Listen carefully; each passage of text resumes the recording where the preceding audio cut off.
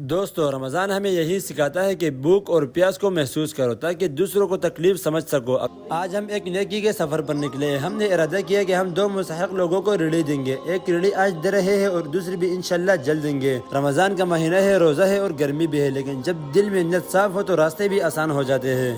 جیسے ہی ہم گھر سے نکلے تو بازار کی طرف جاتے ہوئے کافی رش تھا، گاڑیاں، موٹر سائیکل، شور اور اوپر سے تیز دھوپ۔ گرمی واقعی بہت زیادہ تھی اور روزے کی حالت میں پیاس بھی لگ رہی تھی، لیکن دل میں ایک سکون تھا کہ آج کسی کے گھر میں افطاری جائے گی، کسی کے چہرے پر مسکراہٹ آئے گی۔ راستے میں ایک قبرستان بھی آیا، ہم نے گاڑی آہستہ کی اور چند لمحوں کے لیے سوچ میں پڑ گئے، یہ دنیا کتنی عارضی ہے۔ آج ہم زندہ ہیں، چل پھر رہے ہیں، کمائی کر رہے ہیں، لیکن ایک دن ہمیں بھی اس مٹی میں جانا ہے۔ اصل دولت یہی نیکیاں ہے جو ہم آج کسی کے لیے کر رہے ہیں، کل یہی ہمارے کام آئے گی۔ قبرستان ہمیں یاد دلاتا ہے کہ وقت کم ہے، لہذا جتنا ہو سکے بھلائی کرے۔ پھر ہم بازار پہنچے، وہاں ہم نے ایک دکان سے ریڑھی لی، لیکن مسئلہ یہ ہوا کہ دکان والا کافی دیر تک واپس نہیں آیا۔ ہم وہی کھڑے انتظار کرتے رہے، اوپر سے روزہ بھی لگا ہوا تھا، گرمی بھی تھی، لیکن نیت صاف تھا۔ کافی دیر بعد جب وہ آیا تو ہم نے دو ریڑھیاں اچھی طرح چیک کی، کوئی خرابی نہ ہو، تاکہ جس کو دے اسے عزت کے ساتھ دے۔ الحمدللہ آخرکار ہم نے دو ریڑھیاں اٹھائی اور دل میں بس یہی دعا تھی کہ یا اللہ اسے قبول فرما۔ جب ہم بازار گئے تو ہمارا مقصد تھا کہ ریڑھی کے لیے تازہ سبزی لیا جائے۔ ہم نے سوچا کہ جو بھی بنائے دل سے بنائے اور بہترین بنائے۔ سب سے پہلے ہم نے ٹماٹر لیے،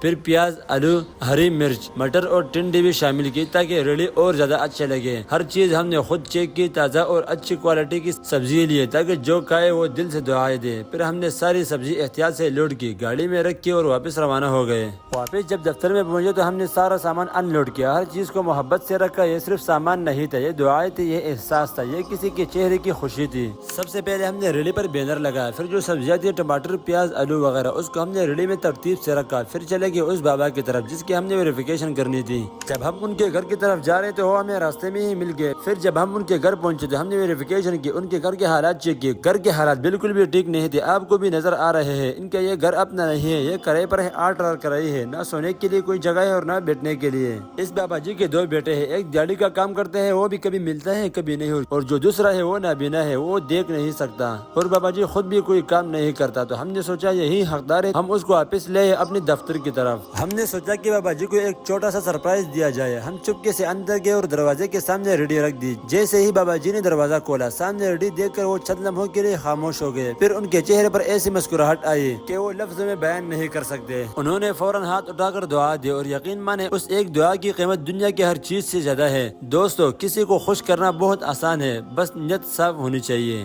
دوستو، رمضان ہمیں یہی سکھاتا ہے کہ بھوک اور پیاس کو محسوس کرو تاکہ دوسروں کو تکلیف سمجھ سکو۔ اگر آپ بھی کسی کی مدد کر سکتے ہو تو ضرور کریں، چاہے تھوڑا سا ہی کیوں نہ ہو۔ یاد رکھیں، اللہ نیت دیکھتا ہے، رقم نہیں۔ اگر آپ کو ہماری یہ چھوٹی سی کوشش پسند آئی تو ویڈیو کو زیادہ سے زیادہ شیئر کریں، کمنٹ میں دعائیں کریں، اور اگر آپ بھی کسی کی مدد کرنا چاہتے تو ہمارے ساتھ رابطہ کریں۔